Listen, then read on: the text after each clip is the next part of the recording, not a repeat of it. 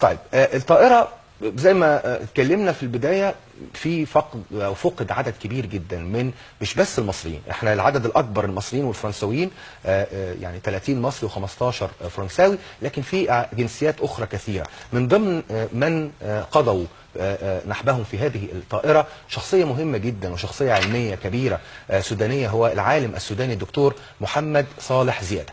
محمد صالح زيادة اللي احنا شايفين مع حضراتكم الآن صورته على الهواء، هو كان من ضمن ضحايا الطائرة المصرية المنكوبة اللي سقطت يوم الخميس الماضي في البحر المتوسط. موقع أفاد أحد المواقع، موقع النيلين السوداني، أن الدكتور زيادة هو عالم سوداني تعود أصوله إلى جزيرة ينا شمال السودان، حمل جواز سفر فرنسي، وهو بيعمل بمنظمة اليونسكو زي ما حضراتكم عارفين، مقر منظمة اليونسكو في باريس. وأشار الموقع إلى أن محمد صالح زيادة كان موسوعي المعرفة، وخلد اسمه للأجيال القادمة عن مجلدات ألفها تحت عنوان تاريخ إفريقيا. كان صاحب مشروع فكري وثقافي كبير أشرف عليه على مدى سنوات ماضية للتاريخ لأفريقيا. هنعرف شوية معلومات عن الراحل الفقيد محمد صالح زيادة العالم السوداني مع الدكتورة أماني الطويل مدير وحدة الدراسات الإفريقية بمركز الأهرام للدراسات السياسية والاستراتيجية. صباح الخيرات دكتورة أماني، أهلا بك يا فندم. صباح الخير يا أستاذ محمد، أهلا وسهلا. لمن لا يعرف هذا الوجه أو لمن لا يعرف هذه الشخصية دكتور محمد صالح زيادة، حابين نعرف أكتر تفاصيل عن حياته العلمية، رحلته العلمية وكتاباته وأهميته كشخصية سودانية تعتبر من الشخصيات المهمة في الكتابة والتأليف.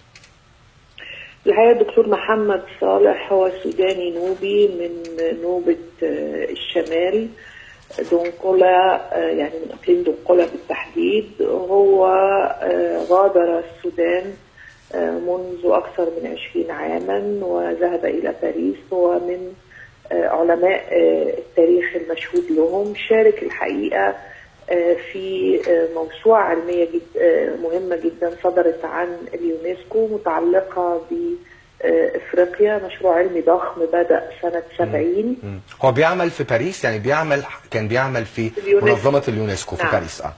بيعمل في اليونسكو ضمن هذا المشروع الضخم.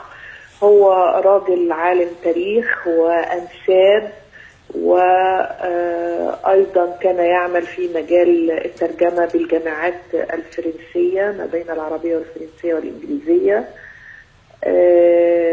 بصمة مهمة فيما يتعلق بالتاريخ الاجتماعي لإفريقيا. احنا نعرف ان الحقيقة التاريخ المدون عن إفريقيا هو تاريخ دونوا غربيين أهملوا بشكل أساسي التاريخ الشفهي الإفريقيا وتاريخ إفريقيا ما قبل الاستعمار الغربي في القرن ال17 وال18 وال19. تمام.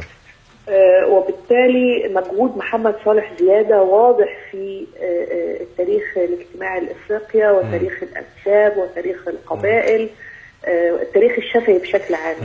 في افريقيا ودي زاويه جديده ما بنركزش عليها في العالم العربي. هناك زاويه جديده لم يركز عليها في الدراسات التاريخيه. يعني حضرتك بتقولي انه الغرب اكثر تناول التاريخ السياسي مثلا او غيره، لكن التاريخ الشفاهي ده ما كانش مكتشف او ما كانش. لا، هو الغرب لم يعترف بالتاريخ الشفاهي الافريقي، يعني الى حد ان احنا مثلا عندنا في افريقيا الملاحم الأسطورية زي ملحمة الهلالية أو الإلياذة اللي بتؤرخ لتاريخ أوروبا، والملحمة الهلالية التي تؤرخ لتاريخ العرب. هناك أيضا ملاحم إفريقية تؤرخ للتاريخ الشفهي الإفريقي في شرق إفريقيا وفي غرب إفريقيا، لكن هذه الملاحم لم يتم الاعتراف بها إلا على أيادي أفارقة في الحقيقة فيما بعد عصر الاستعمار. لكن طمس الاستعمار الغربي والعلماء المتأخرين. والدكتور محمد صالح زيادة كان له دور كبير في الكشف عن هذا التاريخ. الدكتور محمد صالح زيادة الراحل اللي فقدناه كان له دور كبير في هذه الجزئية أو في هذا الجانب. بالتأكيد كان له دور كبير لأنه كان عالم تاريخ وعالم أنساب، وتعامل بانتماء وحب لهذه المسألة ولهويته الإفريقية والسودانية.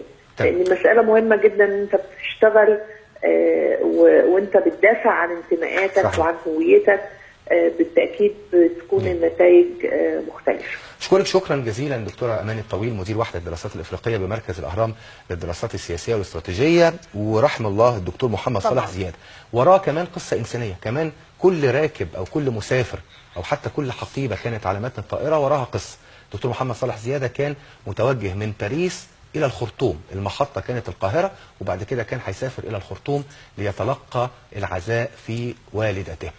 يعني سبحان الله، كان رايح يتلقى العزاء في والدته ثم يعني توفاه الله في هذا الحادث. طبعا معلومات نشكر الدكتوره اماني انها عرفتنا على هذا الوجه وهذه الشخصيه اللي كانت على متن الطائره، شخصيه مهمه. دكتور محمد صالح زياده عالم التاريخ والانساب السوداني اللي كان بيعمل في منظمه اليونسكو بباريس. طبعا كل العزاء لكل الشعب السوداني، وطبعا اخواتنا واحنا شعب واحد، فكل العزاء طبعا ربنا يرحمه الدكتور محمد صالح زياده. ويمكن في قصص كتير زي ما محمد قال، يعني الناجي من ضمن الناجين من هذه الطائره وهذا الحدث الاليم كان في شاب عايش مع اهله في فرنسا، وكان مصر انه يرجع مصر، واهله حاولوا يقولوا له لا ويمسكوا فيه، اتاخر عن الطياره وفضل مستني وقت طويل، وفي الاخر كلمهم قال لهم انا الحمد لله ما ركبتش الطياره. يعني ربنا ليه احكام وليه خطه، ربنا يرحم الجميع.